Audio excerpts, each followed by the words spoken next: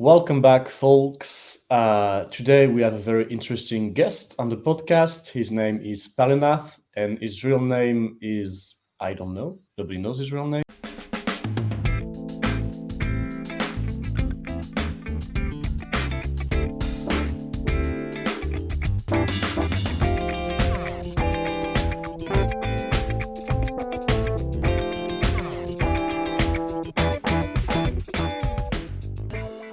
He's very, very cautious when it comes to OPSEC, and he's going to talk to us about that. So, Palenath, do you want to give us a little bit of an introduction first? Like, what job do you have? So I'm Palenath. I do sometimes some OSINT tool on open source to share for the community, etc. I have been participate for CTF like TrustLab or the Maltego CTF. And yeah, I do some OSINT stuff over internet for the fun. And thank you for the invitation, Mathieu. Oh, pleasure. So, you said you were doing CTFs. Do you have like a particular field in which you're interested? Because OSINT is such a big field. Like you have SIGINT, you have SOCMINT. Yeah, you're really right. What I prefer in OSINT, it's really the SOCMINT part because for me it's the most interesting. OSINT it's a really big part, but yeah, I'm specialized, if we can say this, in the SOCMINT, and I do principally OSINT, SOCMINT tool on OSINT. And for example, when I say CTF, it's over Maltego or TrustLab, so the objective it's found in majority social profile, etc. So it's in big majority only SOCMINT and not the rest. All right, and so you're saying you do tools. You actually program OSINT tools to help people gather and investigate using OSINT data. Yeah, when I say tool, it's more I automate some manual task to save time for people. Like for example, OLE, it's a tool where they allow you to check if an email has been registered on different websites. And the objective of this one is just save time, because at the start, for example, I always been start doing this manually, and with this tool you are going to just save time. And that the objective of the tool that I do, like OLE onion search, it's just, for example, tool where they search on different darknet search engine, and they aggregate the results and put every result in the same place. So yeah, that's the objective of the different tool what I have been done. All right, so I suppose you make these tools available to the community. Do you have a GitHub that you want to advertise? Yeah, for sure. I put every of this tool in open source on my GitHub, because for me the big advantage of the open source is the community can contribute to this tool, and you are really more powerful when we are the most. And for me, the knowledge need to be shared, because the knowledge is the power. So yeah, I put everything on my GitHub. All right, and what's the name of the GitHub if people want to? The name of my GitHub it's Megadose. So you can yeah. check, and everything it's public and it's free. All right, so for our non-French audience, or anybody that doesn't follow French rap that much, Megadose is one of the albums of the rapper Vald, and this is the profile pic you have chosen to be on that podcast, and also the one you have on Twitter. Yeah. So, yes, this way people know how to write it. So the question, you said that the community aspect is very important to you. You said that you can achieve more powerful stuff once you have a community behind you. Has the community helped you a lot in OSINT? Can you give me an example where for example, on OLE, when I have been start, I have just like 20 websites, and actually we have more of 100 websites, and this is with the community, because the community go to give some ideas. They are going to make some upgrade on the tool. So it's for me, it's really more powerful when we are a community, because most people are going to use your tool. They are going to help you to find some bugs, etc., etc. So that's the powerful of the open source. But the problem with the open source is the same. It's everyone can use your tool. So if, for example, you found an interesting method, I don't know, but I have an example. It's in 2 months ago or 3 months ago, a method has been found on Twitter account from an email, and only in 2 days the method has been fixed because it has been public on Twitter. So the open source have some limitation, sometimes that they have advantage and problem like everything, but yeah. Yeah, no, that's a good point. So let's just do a retake for the audience that OLE is actually a tool that is going to check if an email address is used on a different website. Is that right? Exactly. Yeah, and primarily social media website like, I don't know, Twitter, Strava, whatever. Exactly, Twitter, Strava, the principal social media, etc. Nice, very nice. Okay, so yeah, you talk about the fact that you can't really, even if you find something interesting, you can't really put it open source, right? Because people are going to exploit it, and if a lot of people exploit something, it's going to be patched. Yeah, that depends of what you found. For example, OLE just use feature like the website can't fix the OLE, the method what OLE use, because it's just feature. It's just a feature. For example, on GitHub, when you register an account, they are going to tell you if this email have a GitHub account. So they are going to lose a feature if they fix this one.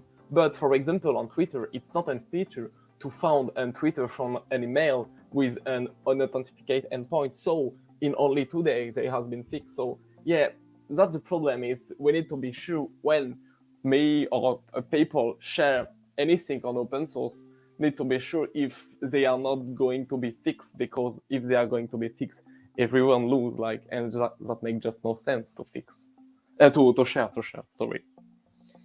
Yeah, and actually my question is, so okay, I come from cybersecurity, right? So I see a ton of tools that are available for everyone that are originally maybe to do pen testing or just as a proof of concept, right?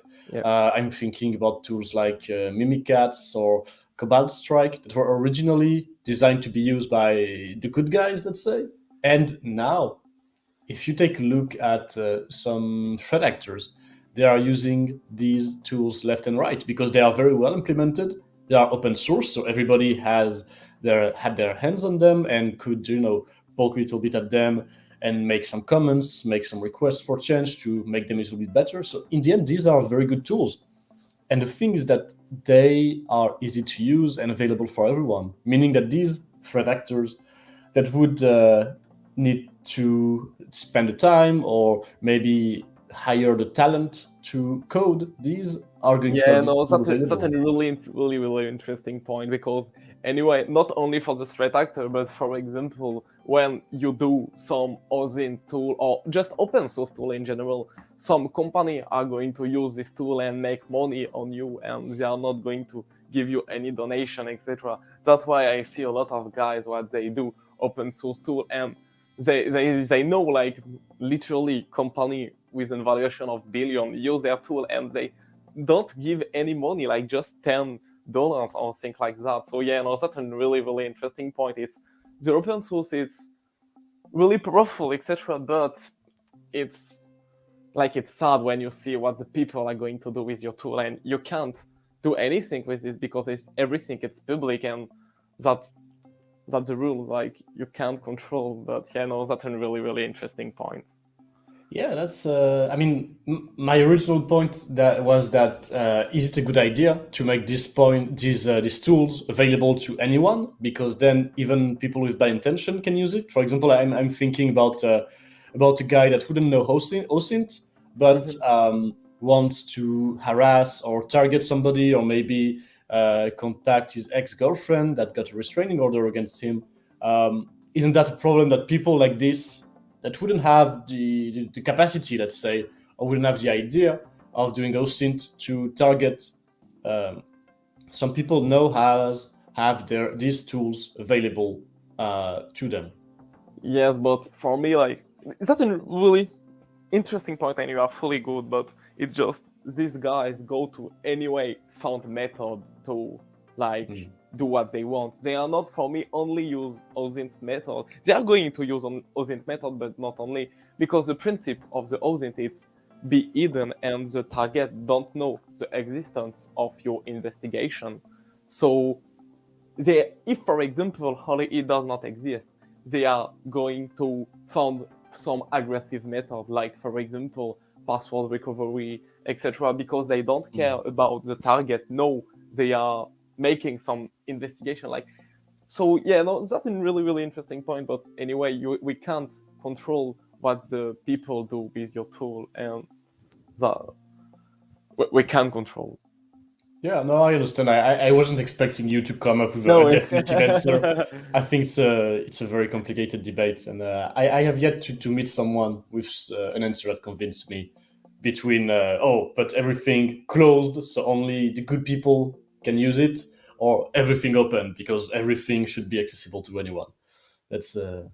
very But hairy when debate. everything is open, like good people can be used for free. So, for example, like journalists, etc., they don't have, in general, a lot of money to spend in commercial tool, etc. And the big advantage with the open source, it's just free, so they can just use, and they have no problem with anything of money, etc. Yeah, have you ever been working with journalists? If we can ask you that question, that's not going against.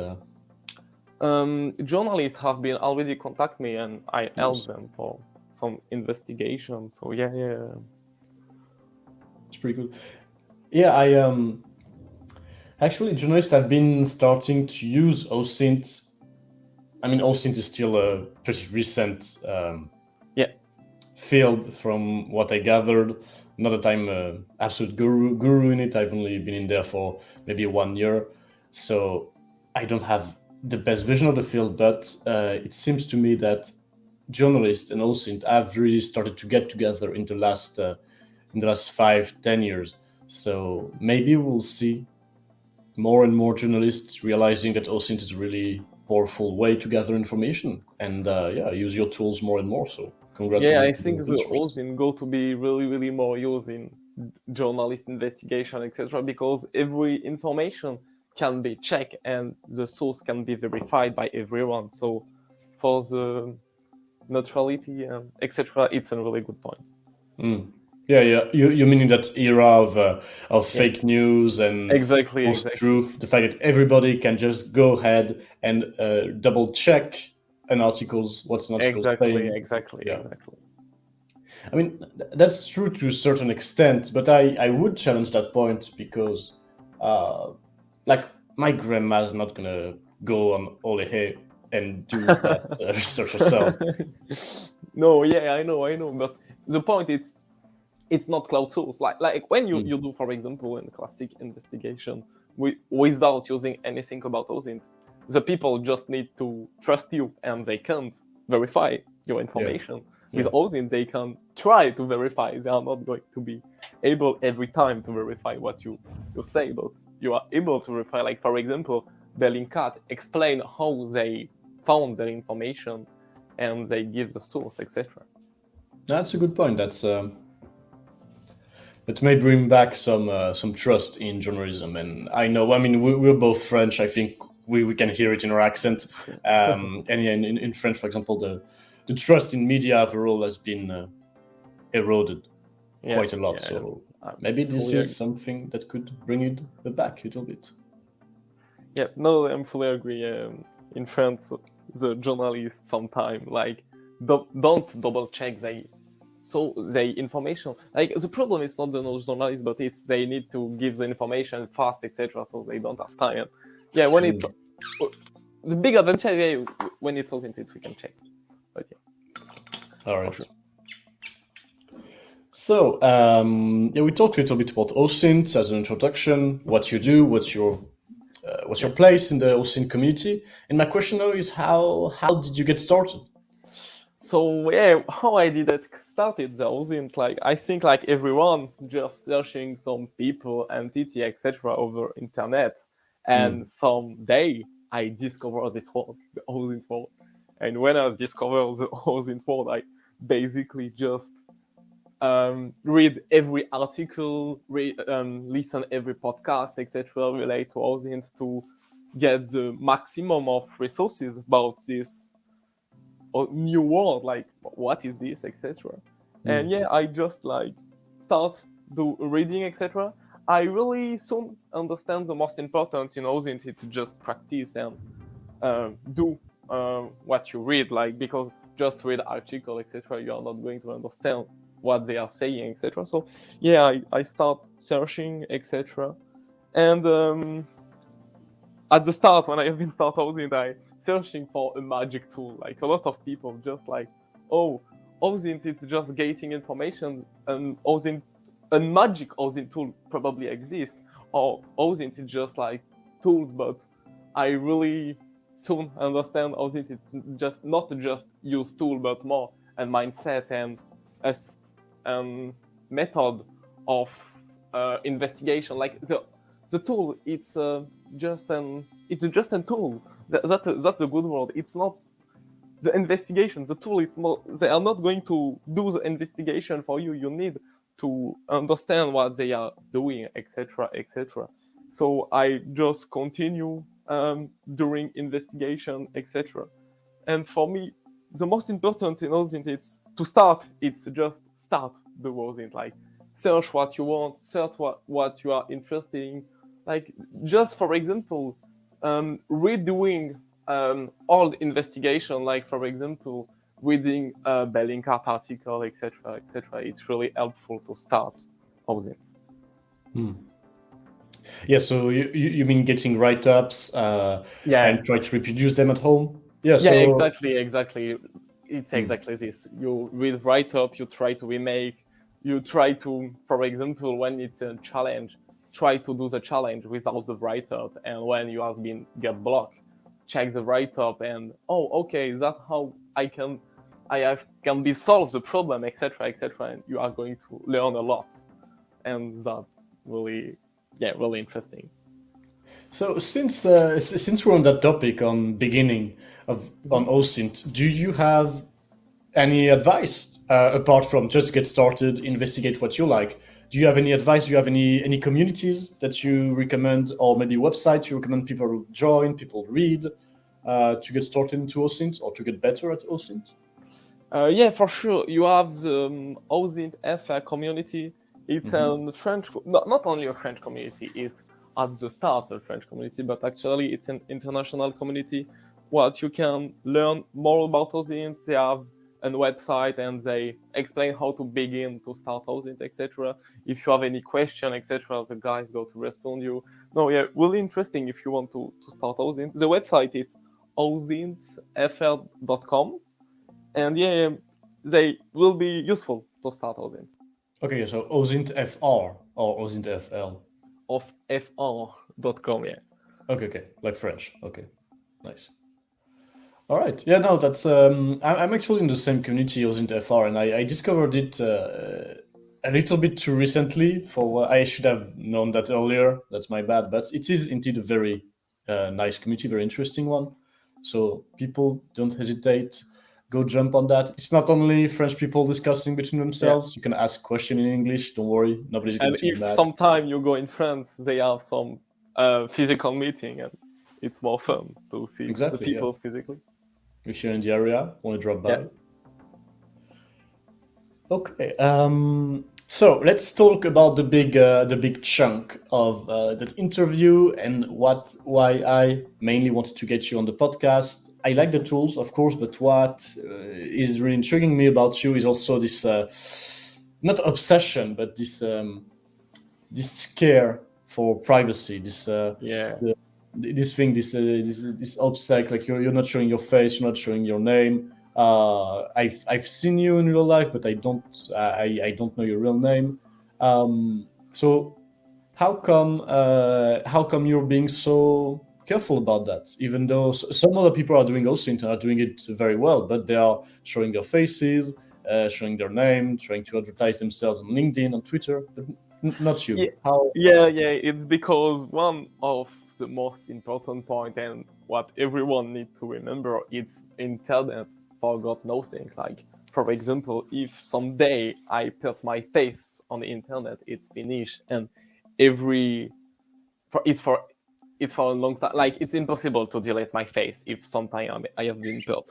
That's why, like, I'm really be careful with the information what I put over internet, because I'm really young. Like, I'm a little more of 20 years old, but yeah, I'm really, really young, and I don't want to make some mistake that they can be bad for the rest of my life. Like, it's just I'm young and I don't want to make the mistake. And for me, like, privacy, it's important, because when you do OSINT, it will be really strange if, for example, you search people, etc., but you give a lot of information. I know giving just a name and a face, it's not a lot, but for me, it's a lot. Like, I can be regret on the future.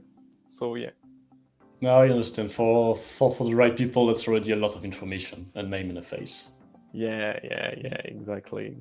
Because yeah, when you do OSINT investigation, for me, it's really important to have an OPSEC, like a technical OPSEC with sock puppet, etc. But anyway, a good OPSEC, a good personal OPSEC to not be in danger, etc. That's why I have this culture of privacy. So now that we know why OPSEC is important, do you want to walk us through your favorite, through what, in your opinion, are the most basic hygiene OPSEC procedures? Like, what's the minimum you should do? The minimum if you for want me, to be the minimum is anonymous? just put your account in private, like on Instagram and things like that. That's really the minimum, because they don't cost time for you. It's just like one configuration, but that's really, really, really the minimum. I'm not going to tell you don't have any social media, etc. Like, today, it's like impossible to don't have social media if you want to speak with people, but just try to don't put your life publicly. Like, just put your account in private. Don't put your face on your public profile picture, and put your face after, like, and just, for example, accept the people what you know, etc. Because yeah, internet is big, and like, everyone are not good on internet, so be careful. Yeah. Okay, so that would be for general public. Like, for example, my little sister, no interest in OSINT, that doesn't want to get tracked either. Yeah. But for the people that are actually actively doing OSINT research, that are going to, I don't know, investigate Telegram hate group on the far right, or whichever thing, do you have any? Yeah. For me, when you do an OSINT investigation, you need to understand you are going to make some mistake, and the objective is reduce the impact of this mistake. So, for example, never use your personal account to do your investigation.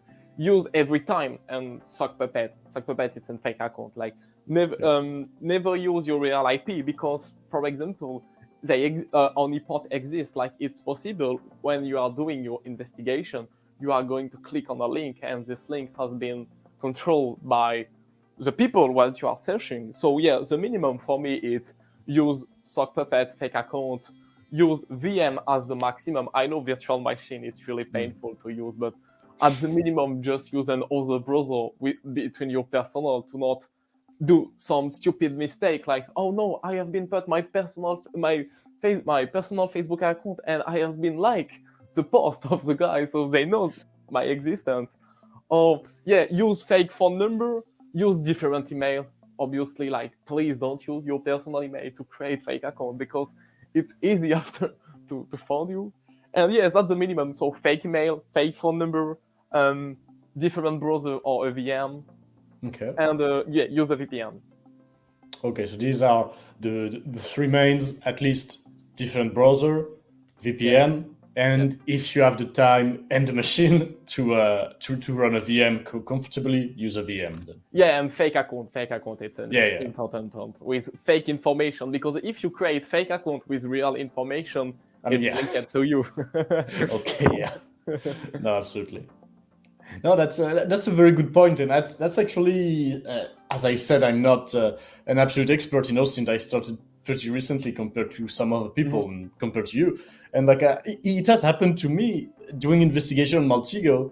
I'm logged in on my LinkedIn account, and I just this guy has a LinkedIn profile. Let's click on it. And so when you click the link on Maltego, it takes you to your main browser, and it really took me to my Firefox. And so exactly. And you see you someone's like, profile, oh, no, they have a they know notification. its existence. Yeah, exactly. So I was, oh my god, that's it. I fucked up. Yeah, and imagine if this guy it's a terrorist, like it will be really painful for you, like you're not going to be really happy. Yeah, no, thankfully it wasn't any of that. It was much, the stakes were much lower, but yeah, it is something to be very careful of. So now I just have if you want to solve that problem, folks, just configure your Maltego to a different browser. I use Maltego, I use Chrome to do this investigation, and my real profiles, Twitter and LinkedIn, are on my Firefox. So yeah, that's why I say use a different VM. If you have a lot of money, use a different computer and use this computer only for OSINT. But yeah, it's really more expensive between just using VM. That'd be the best, yeah. Question so you did the way I knew you is that some clients of us talked to us about you, and also you have a Combini video. Combini, for people who don't know very quickly, is a French media, kind of like BuzzFeed. So they made like a 5-10 minutes video about you, where you were giving like starting information about OSINT, what is it, how to do it, and in that video you have different phones to have these sock puppet accounts, as we were talking about. So do you recommend people go as far as using another phone, buy another phone, or do you think it's acceptable to, for example, if I want to have a Telegram account, to activate the Telegram account on my personal phone? That depends of who you are searching. Like the most important in OPSEC, it's know from who you want to be hidden. Like if it's a government or if it's just a random guys on internet, you are not going to use the same method to be hidden. And threat model. Exactly. That's the word that I'm saying. The different threat model. It's what I told you. It's, for example, use just virtual phone. It will be probably sufficient. But where you are going to put the SIM card, like you are going, if you have a SIM card, like, but anyway, you have every time alternative. Like if you don't want to have physical SIM card, you can use online website to get phone number, etc., etc. But yeah, the best is when you reduce the third party, because for example, if you use an external services to get your SMS, and also people are going to know, okay, how you are going to pay. If for example, you pay the services with your PayPal account, they are going to know this phone number has been linked to your PayPal account. But if you have physically the SIM card and you have been buy the SIM card in cash and you put one time on the phone and after you destroy the phone, yes, it's a little overkill, but that depends on your investigation. Like if you are searching terrorists, it's not overkill to just use one time a phone and after destroy. But yeah, that depends on your threat model. But yeah, use different phone, different computer, etc. It's the best, but I know sometimes it's complicated. Yeah, so having a total separation between your personal account and the account you use to investigate. Yeah, exactly. That's the most important. The best, it's physical separation and not only virtual. It's just to do the minimum of mistake, because it's what you have been saying before. It's if you have, for example, already connect on, I don't know, your personal WhatsApp account and you have been checked and, oh no, I have been called the phone number. They can be, this is really possible. It's just one button. And if you call, they have the notification. They have your personal phone number and they can be phone you. Like it's a big mistake and they can be dramatic for you, depending on who you are searching. Yeah, no, I understand, but I like that that point of view of you're going to make mistakes anyway. You're going to click on a link stupidly. You're going to receive an email, or you're going to give a like to their Instagram photos of 5 years. So try to minimize the impact. Reduce the risk, because we are not robots. We are human. We are going to make mistake. Like it's not possible to don't do mistake. Yeah, the objective is don't do mistake, but it's impossible. Like everyone do mistake. Okay. So I talked about my personal OPSEC fails, which was looking at like a target's profile with my own personal LinkedIn profile, so they had a notification and so on. But did you have any particular OPSEC fails that you want to share that are yours or of a colleague? It's or not someone mine, else? but it's during an investigation, and it will be really, really fun. It's a Nice. guys what they do a lot of attention about which information they put on the internet. Like every time, different username, like never the same profile picture, etc. So the objective of this investigation it will be to find their real name. So I am searching during day, etc. I have literally nothing, like just different profile with different username. Like I'm not sure it's a profile, etc. So yeah, I continue the investigation, etc., etc. And sometimes I get an email, and so I'm saying, oh, okay, it's just a random email. I'm not going to find anything, etc. And I use Epios. I don't know. Epios, it's a website where they allow you to find information from an email. So yeah, I put the email on Epios just to be like, they are not going to return anything, but I want to check. I put the email and I follow LinkedIn account with their real name, and I'm like, oh, okay, so they have been put their LinkedIn account linked to a random email, and that's why I say, yeah, when you do a fake account, don't use your real email, and the invert for your real account, don't use fake email. Like that makes just no sense. And they literally on the LinkedIn have been put their real name, they a picture of them, where they work, etc. And after I have been found everything, and I'm like, okay. And it's a guys what they really, really spend time and money to be like private, etc. and have a good privacy. So it's just like, oh my god, okay. So everyone do mistake. Yeah, I mean, that I guess that's the sad thing. Everybody's going to do mistakes because when you do that, even for professional, even if you do that for a living, you're always going to make it. Yeah, a mistake, exactly. leave some You are going to breadcrumbs do behind. mistake. Like it's impossible to don't do mistake. I do mistake, I'm sure, but yeah, that's the life, and the objective is just reduce this mistake as a maximum. Yeah. Okay, so just to come back to what you said, Epios.com. Epios. Yeah, exactly. EPIEOS.com is a website that is actually using Lehack. So your Yeah, tool. they are using Holy E. Yeah. It's a website what I think right now, like they are not the feature for LinkedIn, but in the past they have been a feature. But yeah, it's basically just a free website. You put the email and they return information. And yeah, it's really useful because Holy E is what you have been saying. It's painful sometimes for non-technical people to use, like because you need to launch a terminal and it's black and white, so it's strange. So yeah, no. Or for example, if you are on your phone and you are not in your home, and you don't have your computer, it's better to just use a public website. That's why sometimes I use Epios to use my own tool. I think it's a very nice, very simple website. Sometimes, you don't want to have everything running on your own machine. Like you don't want to install exactly. and have your own machine request every server in the world. Exactly. In terms of operational security, it's really good because you don't run on your own machine. So if, for example, Holy E made a mistake, normally they don't do, but if they made a mistake, it's not your IP, etc. Like Holy E does not alert the target, but anyway, it's more like, for example, reduce the risk every time. That's the objective. Yeah, put a supplementary buffer between you and them. Always good. Exactly. All right. Oh yeah. So yeah, we were saying earlier that you have been writing some tools for OSINT. That's your main role in that community. And well, I would like to know how you came to this, because most people, when they see OSINT, they are like, me included.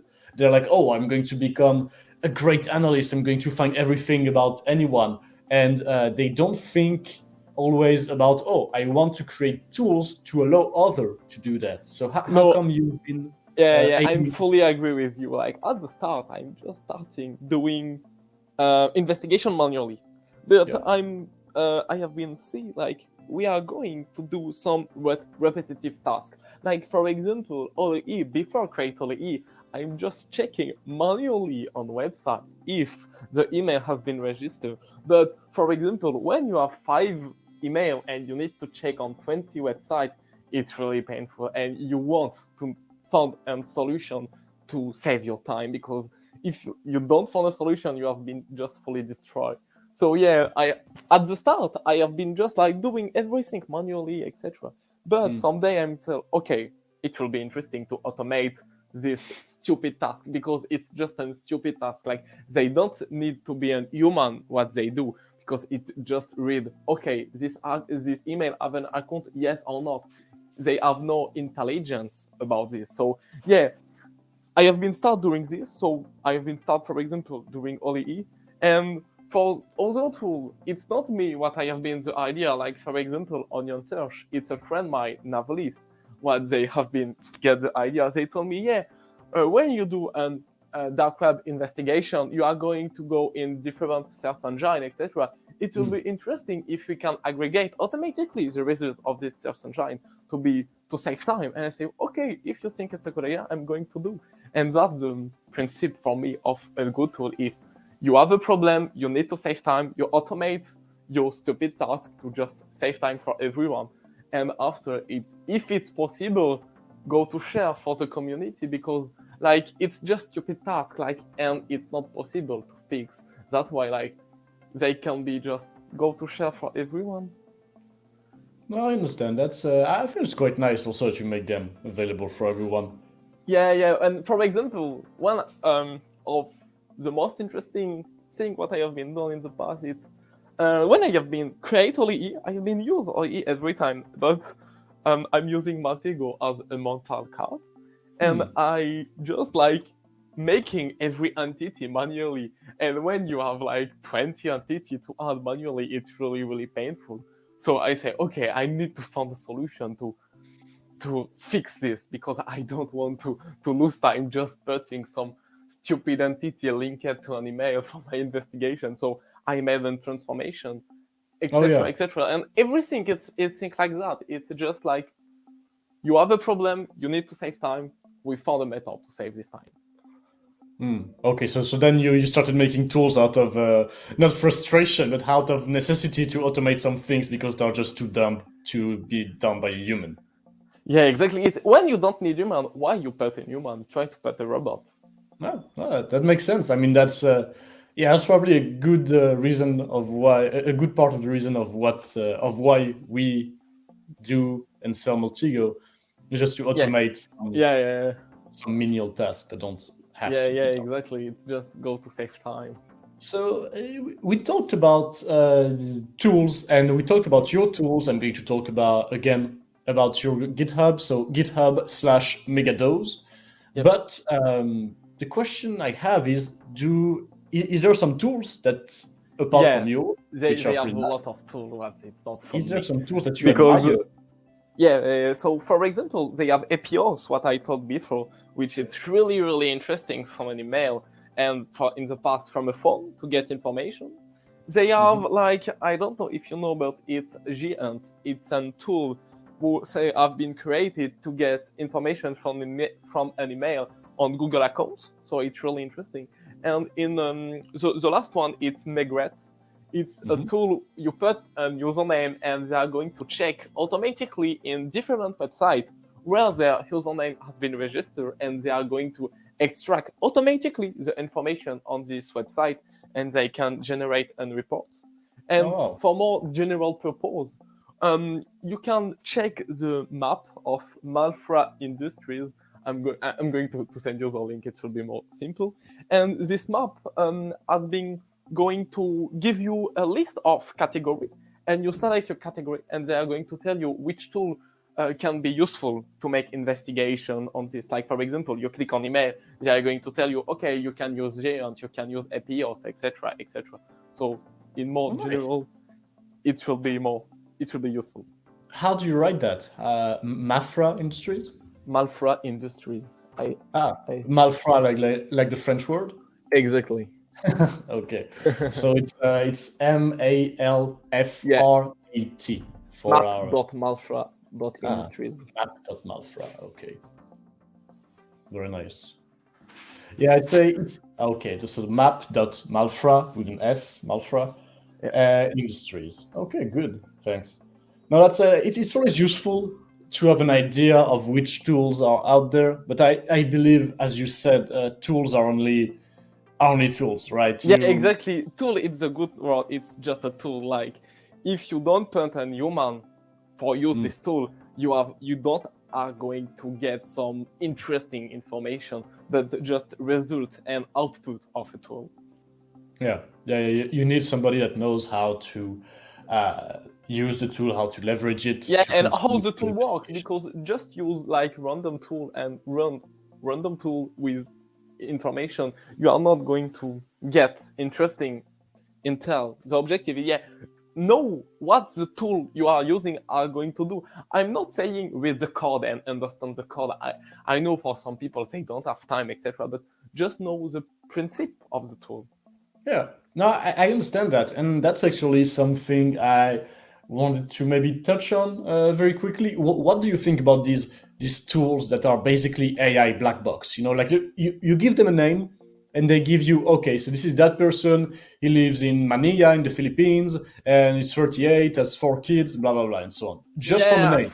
That seems incredible. yeah. This tool for me is a problem. The first one is you can't verify the information. Like, you just need to trust these guys. And if, for example, they have been made some mistake, you can't verify. Like, it's just impossible. But I'm not saying they are bad guys, etc. Because it's what we have been told before. Sometimes OSINT method can't be shared publicly, because if we share this method publicly, they are going to be fixed. So, for example, if a company found a method to get a Facebook account from an email, I prefer they sell the access between they put publicly, because, okay, they are going to cost me money if I want to know, but the method not go to be fixed. So it's better. No, I see a point of view. No way. Yeah. So, so we talked about OSINT FR before. Any other communities that we want to touch on? Any other Discord? Any other Twitter you recommend people? You can follow on Twitter and on Discord Malfa Industries, because they have a Discord and a Twitter. You can follow OSINT FR on Twitter, and Epios, obviously, if you want to get like new updates. And you can follow it's a friend and really interesting guys about OSINT. It's Gonzo. They do a lot of OSINT tool, not a lot of SockMint, but interesting OSINT tool, like, for example, for locate and Wi-Fi point, etc. And they can be really interesting. And follow people on Twitter. I don't have time to give every name, but they have a lot of interesting guys to follow on Twitter from the OSINT community. So just go on Twitter. And I mean, I suppose you already followed them. So if people go to your Twitter /Palenath, exactly. Nice. All right. I believe I have. Yeah, I believe I asked every question I had in mind. Is there any other topic you wanted to talk about? Any other point you wanted to touch on? No, I don't have any topics. Thank you for the invitation. It was a pleasure to have you. Yeah, come back. Me too. All right. Well, in that case, we're going to wrap it up. It was an episode of The Pivot by Maltego. Today's guest, thank you, was Palenath, developing OSINT tools. So check him out on GitHub, primarily, Twitter as well. And if they want to send me an email, I have an email, megados@protonmail.com. Very good, megados@protonmail.com. Maybe in the future, do you think you're going to have to change that? Like, if a new rapper comes along, if you start liking, I don't know, Nekfur or Lompal or Kerry James more? No, I'm a big fan of that, so I'm not going to change. All right, we love a faithful man. That's good, wonderful. Well, on that note, thank you for coming. Thank you for the invitation.